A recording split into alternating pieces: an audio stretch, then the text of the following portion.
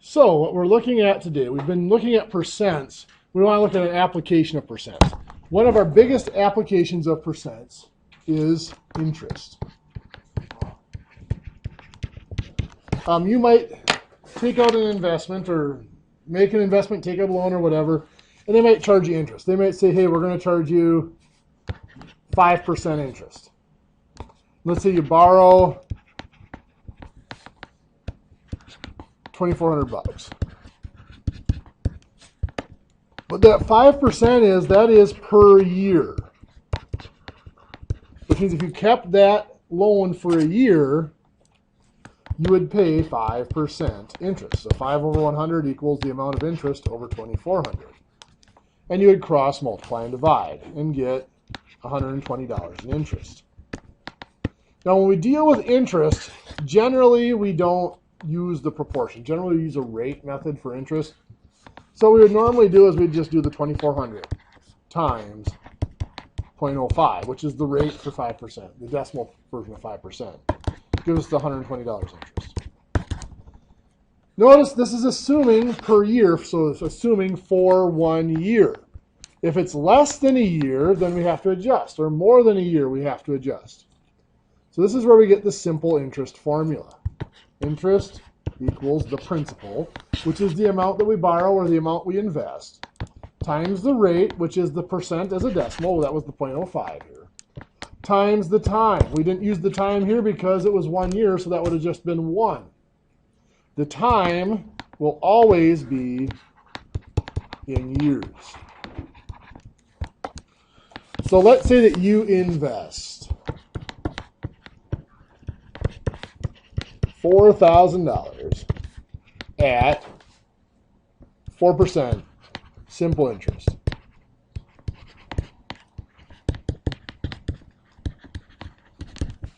For 3 years.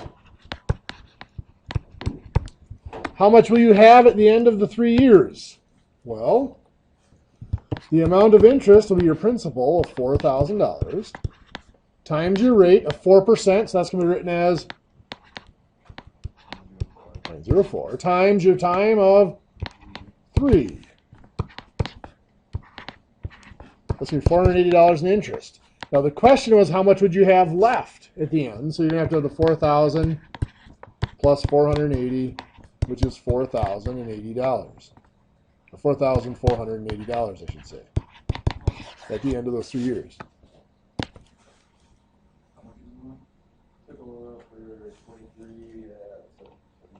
For how many years?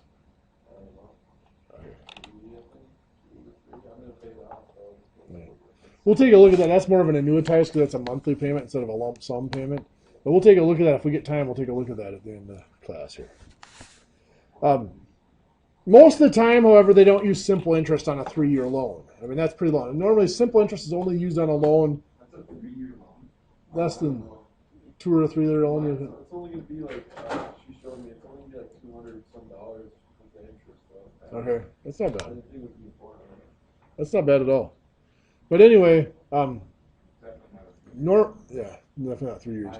Normally, they only use simple interest if it's less than like 6 months. So let's take a look at another example. Let's say that let's say you're going to borrow.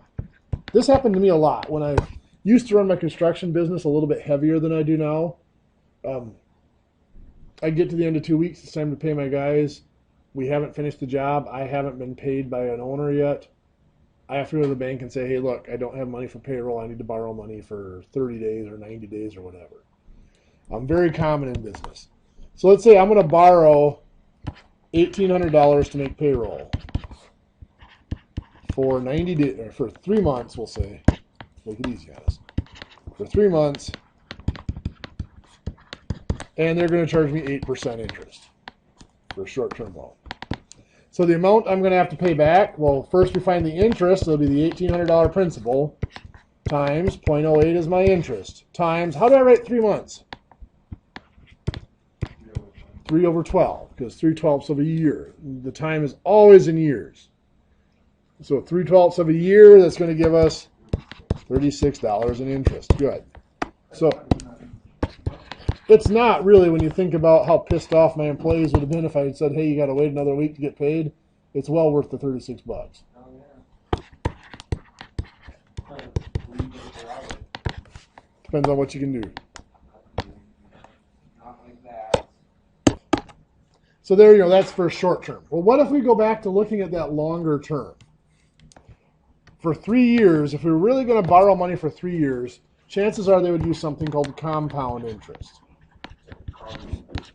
Yeah, where they are going to charge you interest every so often. Or if you are investing money, they're going to pay you interest every so often. It's going to go onto the balance of the account, and then the interest is going to get charged on top of the interest. So let's look at how compound interest works. So let's go back to the example we had. We had $4,000 at 4% for 3 years.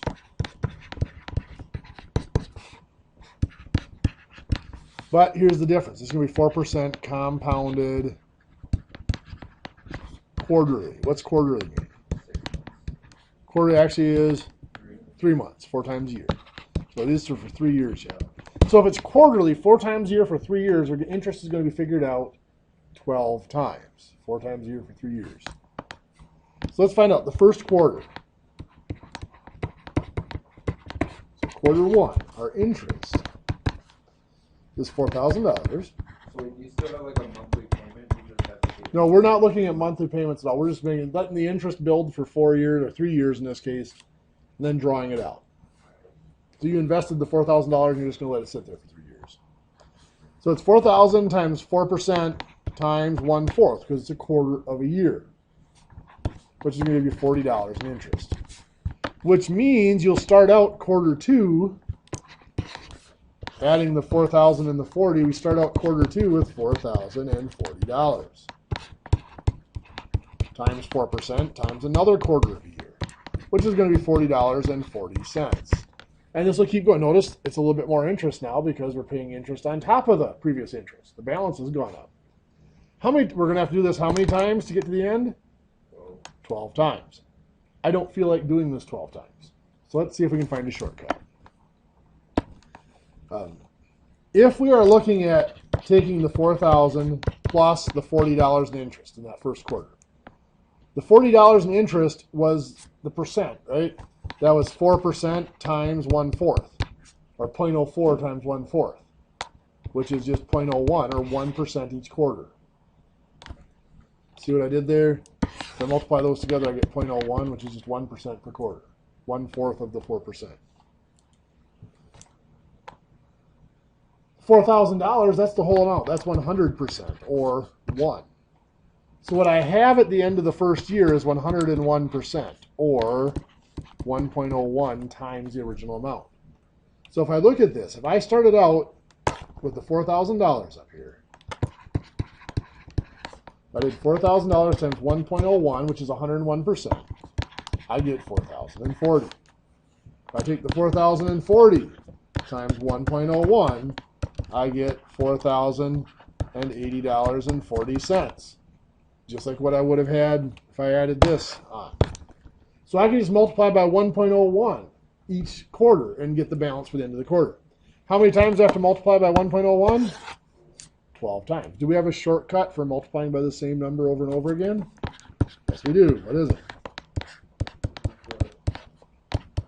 Power, yeah. So if I do 4,000 times 1.01 to the power of 12, I get $4,507.30. Now remember, before it was $4,480. So we got an extra $27.30 by doing compound interest instead of just simple interest. This concept of compound interest is extremely powerful. How many of you are under 20? Pretty much all of you. Perfect. So let's say you get out of here, you're going to be 21 years old approximately, right? What age do you think? 20 years old? Still 20? Okay. Well, by the time you get a job and everything straightened out, just about 21. I'll be a year. You're still going to be 19? Okay, well, then you'll be ahead of the game. Well, let's start figuring 20. What age do you think you can retire at? 22? I'm looking for about 45. 45 would be cool. A more realistic note, though. 60. Yeah, well, Right now, Social Security says 67. By the time I get there, it's probably going to be like 68, 69. Let's go 66. Let's say you want to work till 66. I'm just gonna start collecting welfare after I graduate. Screw it. Unemployment. So this is going to be 45 years that we have in between. Yeah, that's sad, isn't it? I've got 15 years left, and that's depressing enough for me. Maybe we'll just break another ankle on the job. There you go. Workers' comp. So anyway, let's look at a year from now, a little over a year from now when you guys graduate. If in that first year you get that good job and you decide, rather than going out, like a lot of students, they get that first good job, they want to go to get a nicer apartment, get a new car or whatever. Let's say you just live like you are now. Save your money, stay in that old apartment or keep living with your parents, wherever you're at. Just live there for a year, drive the old car for a year. How much money do you think you could save up in that year? A lot. Quite a bit. I'd say about $8,000. Yeah, $8,000? Okay. Or something Well, like that. the government says you can put away $5,000 a year in a retirement account. So let's say you save up $6,000, $7,000, $8,000 or whatever. I don't know. You put, well, just stick with me for a second. Wait, If you put in more, we get in trouble? if you put in more than that, you got to do different things. You have to pay taxes on it. That's all. You put in $5,000 a year with tax benefits. The rest you can still invest, but you don't get the tax benefits. Oh no, open up another one. Yeah, you can do that. So anyway, if you're investing that money for 45 years, what type of a return do you think you can get? Now, right now, thinking 5 or 6% is a big return. What's that? You can get a heck of a return over 45 years. Right now, through the 200-year history of the stock market, even during the Great Depression, the average return over a 45-year period is between 12 and 13% per year. So let's think of it this way. Let's just say we're going to get 10% per year return. So what that means is at the end of every year, we're going to have 110% of what we started with.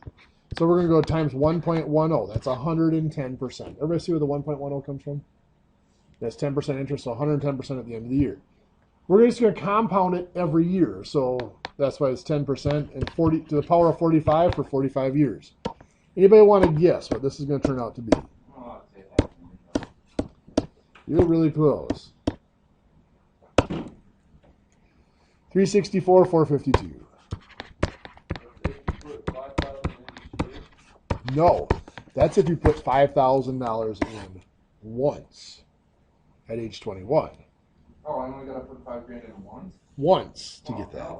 Now let's think of it this way. Imagine you did it like 3 years. Yeah, do that 3 years in a row, you're a millionaire. Why Now, doesn't everyone freaking do that? watch this. Let's say you wait till my age. I am 41 right now. How much did you put in when you were younger? I put in quite a bit when I was young. Okay, so anyway, that's just 1 year. Now let's say you wait till my age. I'm 41. Let's say I put away $5,000. And assuming I can still get the 10% for 25 years, because I only have 25 years left. Anybody want to guess? Well, I'm talking about if I wanted to retire at 55 or 56. If I want to go to 66, I got 25 years to go. I'm 41. I don't plan on waiting until I'm 65. I would only get 54,174. I get less than 1/7, about 1/7 the money you would. You probably make that more than that in a year. Yeah, but I mean, it doesn't mean you shouldn't start saving. You still want to start saving. You need to start tossing some more money in the old retirement. I'll be doing okay. I don't even know how much is in my old one. Is that how much you have in yours? Just 5? Me? Yeah. I'll be okay at 55. How much do I find out is in my 401k? You'd have to go, where's it invested at? You have to put your own, you put money in your 401k, right? Yeah, I do. Because I have a 401k through where I work, but I don't know if I haven't put any money in it. Most companies, you should check because a lot of companies will match. If you put in a certain amount, they'll match like 1% of your paycheck or something like that. It all depends. If you have benefits at all, they'll a lot of times will match it. How's all the money that's going out that takes out our taxes for 401k? How do I find That goes to Social Security. You can go onto the Social Security website and create a login, and you can check and see how much you've paid in for Social Security. Yeah, that's not really 401k. That's just Social Security. Let's take a look here. I'm going to make a little spreadsheet here quick. We're going to start at age 21, and we're going to go up to age 67 or so. What's that? And let's say you put away let's contribute. Let's say you put away $5,000 the first year.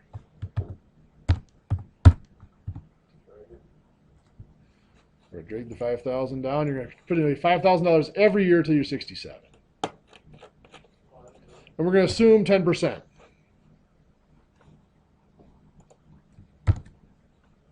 Oh, you're putting away 5,000 a year until you're 67? Yeah, this is putting away 5,000 because you asked what would happen if you put it away every year or whatever. Oh, yeah, dude. I might have to start $25,000. Yeah, you're looking at Even if you just put 1,000 away every year, you could have some. you're looking at $4 million. That's if you get 10%. And 10% is not hard to do for over a 40-year period. Put away like 1,000 a year. Okay, let's do this. Let's look at some scenarios. That's kind of more realistic for someone. How much money we're even making. Actually, 5,000 a year is not as tough as you would think. Well, let's do it. 1,000 a year.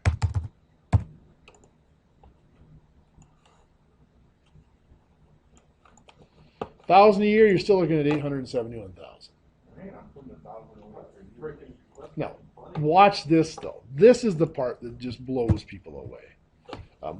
Let's say that you get out of here, you're 21, and you say, you know what?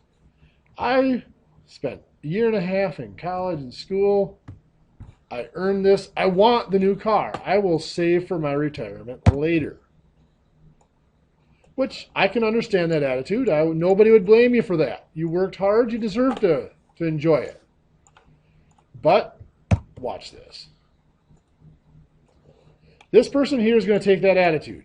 I'm 21. I'm young. I've got a good job. I went to college. I worked hard. I'm going to screw around for like 7 years. I'll start putting away money when I'm 28. Still respectable. $2 million. $2.2 million. This person over here says, you know what? Yeah, I worked hard, but I want to retire. So what he's going to do, he's going to put away that $5,000 at 21 and 22, and at 27, after that he's going to say, okay, now I'm going to play with my money. They come out almost exactly the same. This guy here screwed around for 7 years, put away money for 38 years, 39 years. How does that work? This guy here, I had more money in right away, so we keep interest. yeah, this guy had almost $50,000 in there before this guy started. That $50,000 sat there and drew interest. He didn't have to do a thing. And the point I'm trying to get to, and I know this is hard, it's easy, bless you, it's easy for me to say, it's not easy to do. Bless you again. The point I'm trying to get across to you is once you're out of college, the first 7 or 8 years of your life are worth more to your retirement than the next 35 years. If you can start saving right away, you can be 30 years old and done saving for retirement. Because think, what would be better? Here you get to play with your money for 7 years, and then you got to spend the rest of your life worrying about retirement. Here, you save money for 7 years, and then you can screw around with every penny you make for the rest of your life. Because then you're going to have kids when you're like 27. So now your money's going to start going to your kids. Yeah, then you'll have Yep. your money saved up already, and then the money Mhm. you make, you put towards your kids. Yeah. What if you did that for the first 7 years and then you just like cut back to like 2,700? Okay. No.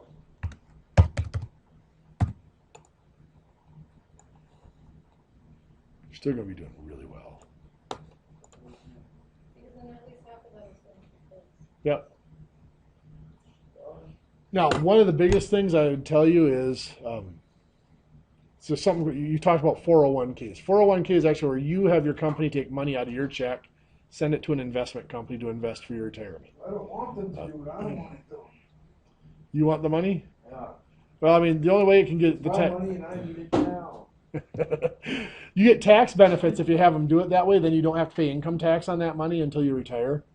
So it saves you a little bit of money. In some companies, once you're working full time, they call it a TSA matching. Retirement fund? Yep. That's But stupid. they call it a TSA matching. Some companies they do it here for a limited amount, up to like 1.5% of my paycheck they'll match. What happens if you just put But it- I have to put money in for them to match it. What so- happens if you just put it in savings? Can you have it like, Then you don't get the tax benefits. You have to pay taxes on it No, now your instead. retirement, if you put your $5,000 in savings, Well, it just you only get that 1/4% interest on it. you hardly get any interest in Yeah. savings. It'd have to be like a. Yeah, when you're talking about retirement, you always want to go to an investment planner and have them get you into like some bonds and some mutual funds and things that get a little bit more money. That Would you lose your money doing that though?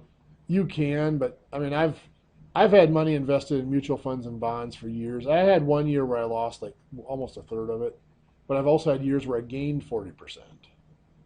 So I mean, in the long run, I am way ahead. How much money do you guys saving right now? Right now, I won't talk about that.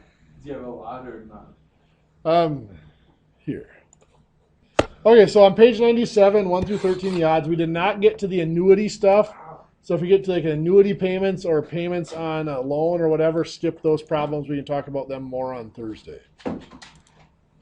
But I would like to take this seriously. Make a note of this. This is something when you get close to graduation, you should start thinking about it. 'Cause when you're young, putting some money away is just I'm good on that.